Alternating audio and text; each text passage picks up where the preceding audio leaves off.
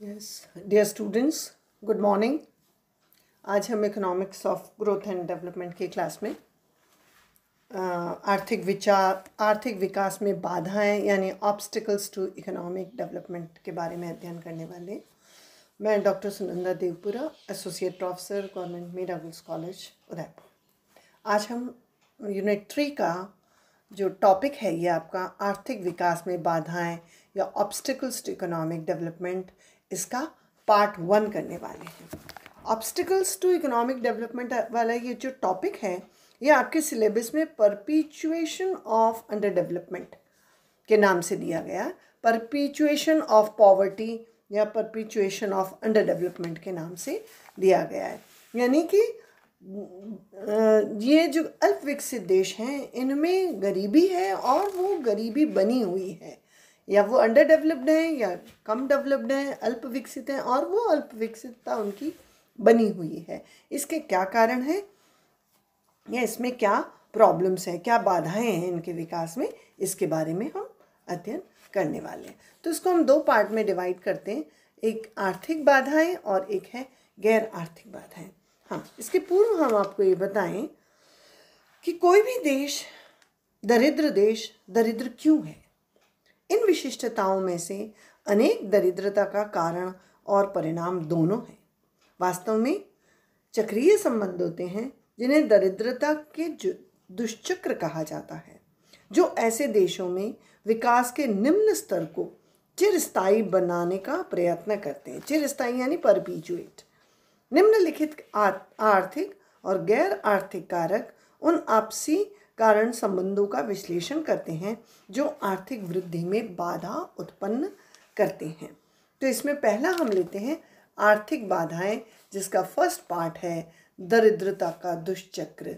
ये ऐसा दरिद्रता का दुष्चक्र है जिससे अल्प विकसित देश बाहर नहीं निकल पाते हैं।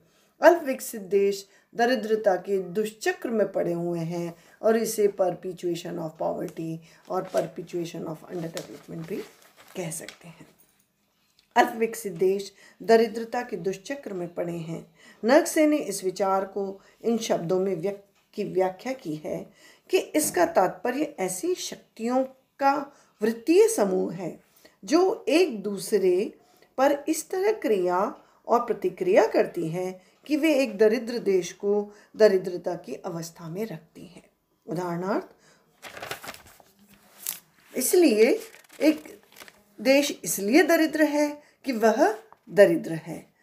यानी मूल दुष्चक्र इस तथ्य से उत्पन्न होता है कि पूंजी की कमी, मार्केट अपूर्णताओं, आर्थिक पिछड़ेपन तथा अल्प विकास के कारण अल्प विकसित देशों में कुल उत्पादकता कम होती है।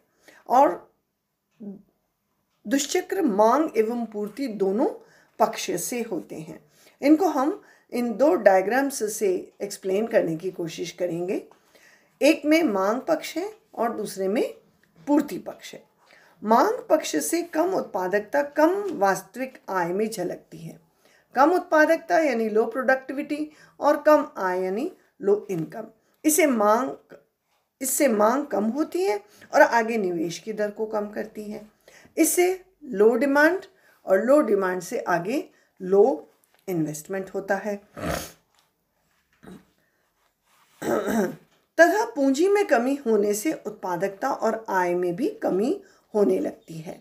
जब ये इन्वेस्टमेंट लो इन्वेस्टमेंट है तो इससे कैपिटल डेफिशिएंसी यानी पूंजी की कमी होती है और ये फिर आगे जा कर के कम उत्पादकता को बढ़ाती है। तो ये इसका मांग पक्ष हुआ जो कि हमने चित्र 1 में दर्शाया है।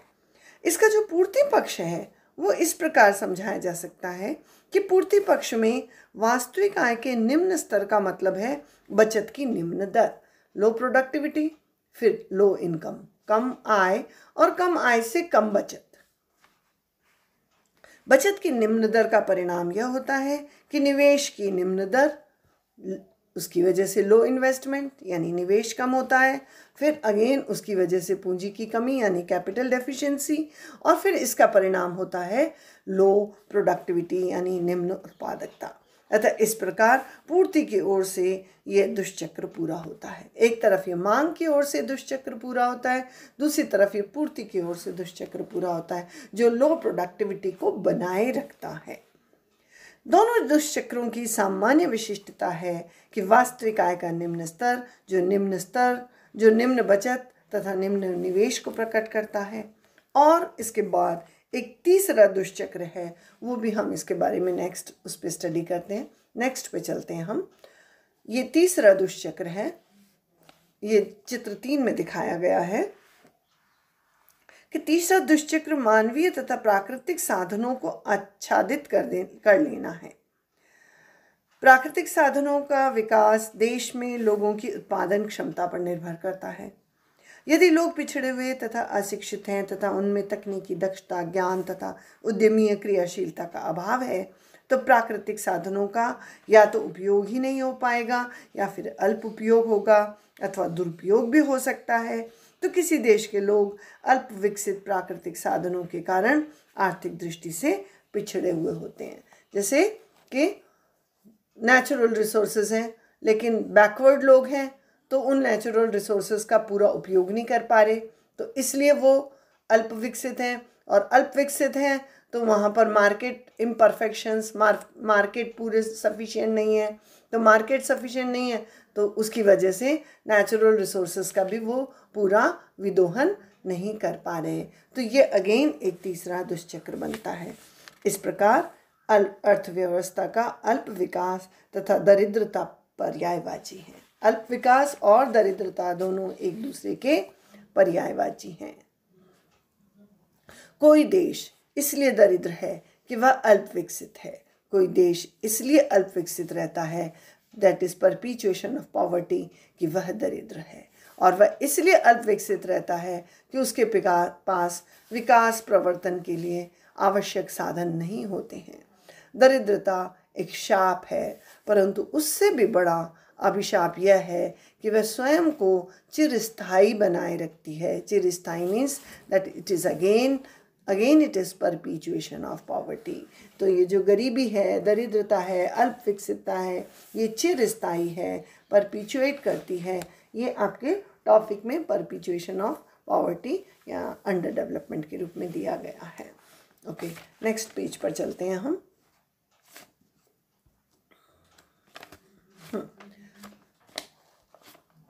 हाँ, तो ये जो आर्थिक विकास की बाधाएं, उसमें दूसरा बिंदु है पूंजी निर्माण की निम्न दर।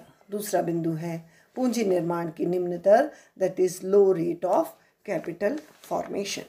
आर्थिक विकास की सबसे बड़ी बाधा पूंजी की कमी होती है। यह दरिद्रता के उन दुष्चक्रों से उत्पन्न होती है जिनका ऊपर विश्लेषण किया गया है।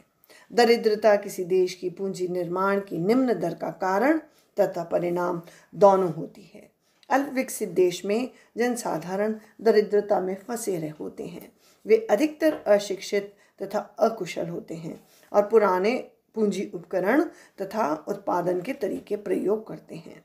वे निर्वाह कृषि का अनुसरण करते हैं, उनमें गतिशीलता नहीं होती है और अर्थव्यवस्था के मार्केट क्षेत्र से उनका संबंध नहीं के बराबर होता है। तो इस प्रकार से अल्प विकसित देशों में पूंजी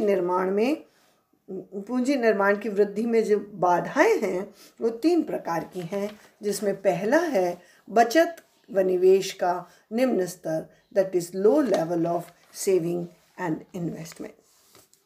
अल्प विकसित देशों में निवेश का स्तर काफ़ी नीचा रहता है, जिसका प्रमुख कारण पूंजी और आय का कम होना है।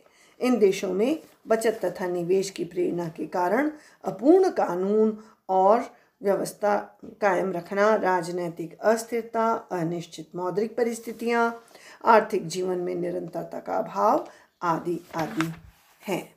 और दूसरा जो पूंजी निर्माण में की निम्न दर की वजह है, उसका कारण है, दैट इज़ वित्तीय समस्याएं, यानी प्रॉब्लम्स ऑफ फाइनेंस।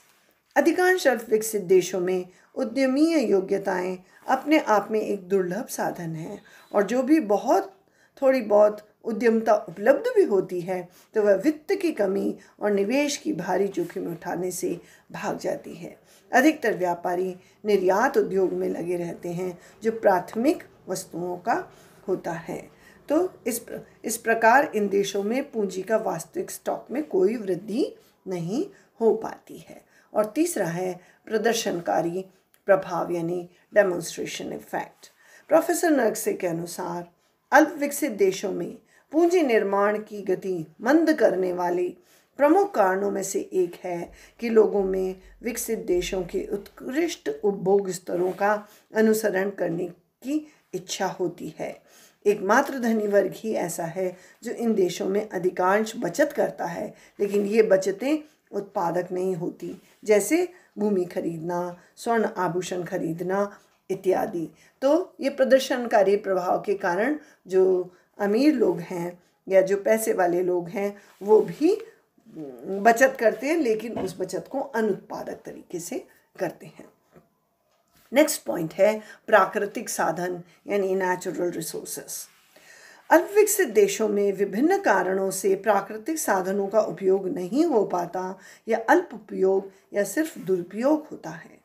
उदाहरणार्थ भारत, बर्मा, युगांडा, सूडान आदि अनेक अल्प विकसित देश हैं जहाँ प्राकृतिक साधनों से भरे पड़े हैं, लेकिन सही दोहन के विभिन्न बाधाओं जैसे तकनीकी ज्ञान की कमी या पूंजी की पर्याप्त मात्रा का न होना या बाजार की सीमितता के कारण ऐसे देशों की राष्ट्रीय आय कम रह जाती है।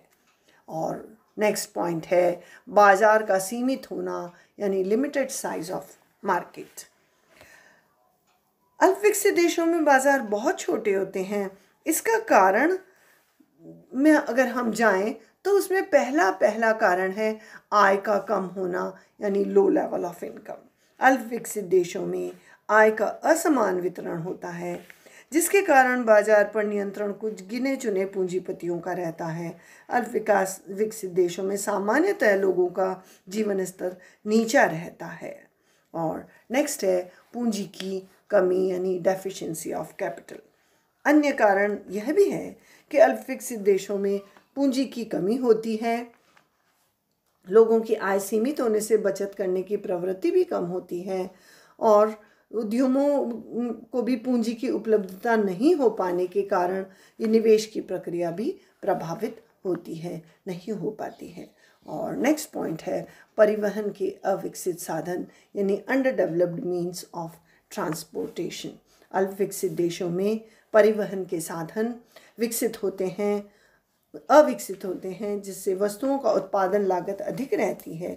ऐसे देशों में उत्पादकों को कच्चा माल प्राप्त करने और उत्पादित वस्तुओं को बेचने के लिए परिवहन के साधनों पर अधिक निर्भर रहना पड़ता है। और नेक्स्ट पॉइंट है प्रशुल्क सीमा की ऊंची दरें यानी high rates of tariff barriers. यानी अल्प विकसित देशों में सरकारें उत्पादकों के अधिक लाभों को सीमित रखने के लिए समय समय पर प्रशुल्क सीमा की दरों को बढ़ाती रहती है, जिससे वस्तुओं का एक स्थान से दूसरे स्थान पर पहुंचाने में काफ़ी खर्चा उठाना पड़ता है। तो ये हम आर्थिक विकास में जो बाधाएं हैं उनकी चर्चा कर रहे थे। अभी हम इसको यहीं समाप्त करते हैं, बाकी बचा हुआ पार्ट हम नेक्स्ट लेक्चर में लेंगे। होप अभी तक का जो हमने आर्थिक विकास की बाधाएं के बिंदु हैं वो आपने अच्छे से समझे होंगे। So next thank you so much. तो हम नेक्स्ट लेक्चर में इस टॉपिक को कंप्लीट करेंगे। Fine, thank you.